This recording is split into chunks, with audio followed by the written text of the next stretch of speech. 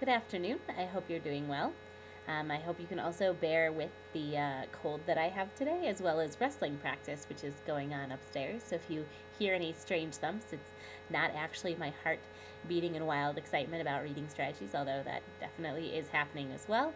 But it's actually the wrestling practice going on up there that I unfortunately have no control over, so we will just bear with it. Today I'm going to introduce two lessons to you, the first being intonation and phrasing of fluency, and the second being summarizing.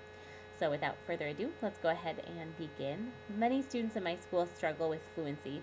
Um, Reading at an appropriate rate is definitely an issue, but even more concerning to me, students tend to lack the feeling behind the reading. And addressing the fluency components of phrasing and intonation will help students match their reading to the text and comprehend better and really convey that feeling that good readers are able to do. So let's go ahead and begin by turning Explaining Reading to page 207, example 22.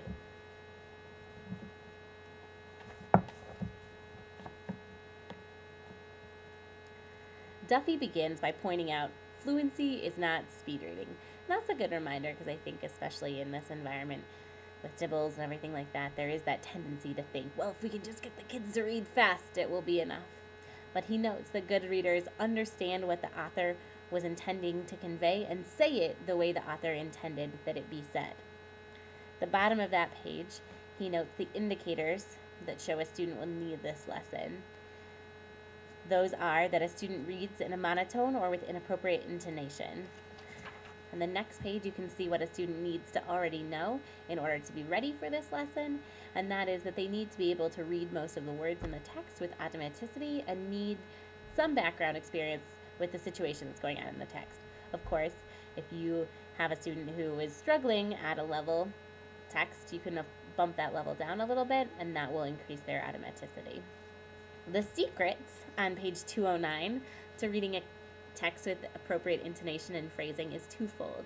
First, students must determine what feeling needs to be conveyed, and second, students must use their voice to emphasize the words that convey that meaning. In the sample explanation that begins right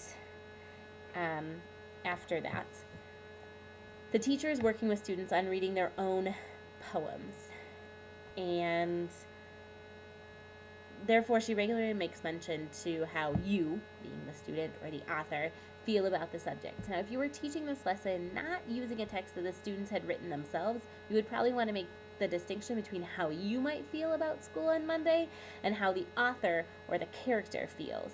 As a reader, it's our responsibility to read with the phrasing intonation intended by the author or the character to the best of our understanding. And I do think that that's one thing that Duffy glosses over a little bit because of the way they use this really great writing example.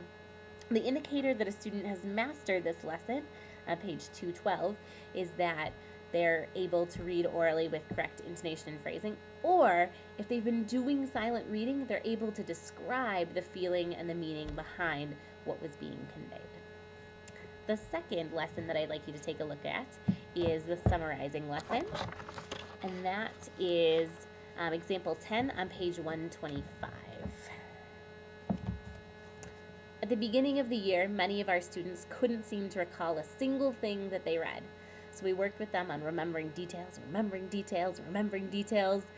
but perhaps we kicked it to overkill because now our students will tell you everything that they read with no differentiation between the key elements and the fine details. So I think that a summarizing lesson is in order. Duffy notes that many students, even at the secondary level, struggle with summarizing. Capitalizing on the structure of a text can aid students with the retelling. For a narrative piece, he notes that this involves teaching students the story or plot structure as a guide for summarizing. On page 126, we have the indicators that show that a student needs this lesson, and that is that either the student retells everything or that they struggle to retell, often including insignificant details or omitting key ones. The student must already understand the concepts of importance and the ideas of beginning, middle, and end. They must understand that some information in a text is more important than other information. The secret on page 127 to summarizing is that the students must know the parts of the story, including the beginning, the middle, and the end, and they must review the text to identify information that matches those story parts, or as they're going through, they must pick out those story parts. In the sample explanation, the teacher summarizes the Eve Bunting book, The Wall, that we read in class. First, she explains the three main parts of a narrative story and connects questions to each of the three main parts, and those questions are on page 128. She does a think aloud about each part, reviewing the text to identify what information answers each of the questions. At the end, she models a full-length summary, so just that one paragraph of retelling the story. This is derived from the information that she identified in the think aloud. As you teach this lesson, you would want to be aware of student success at identifying key elements of the story. The main characters as opposed to all of the characters, the main events as opposed to every little detail. If students are including this less important information, you may need to provide more scaffolding in your support targeted to this need, because one of those things that students do need to know before they can do this lesson is the understanding that some information in the text is more important and some is less important.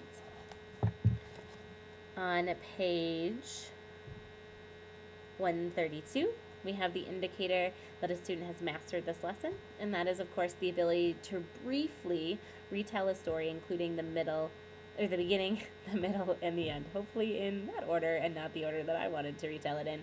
The student should also be able to explain how they arrived at the summary and what they were thinking.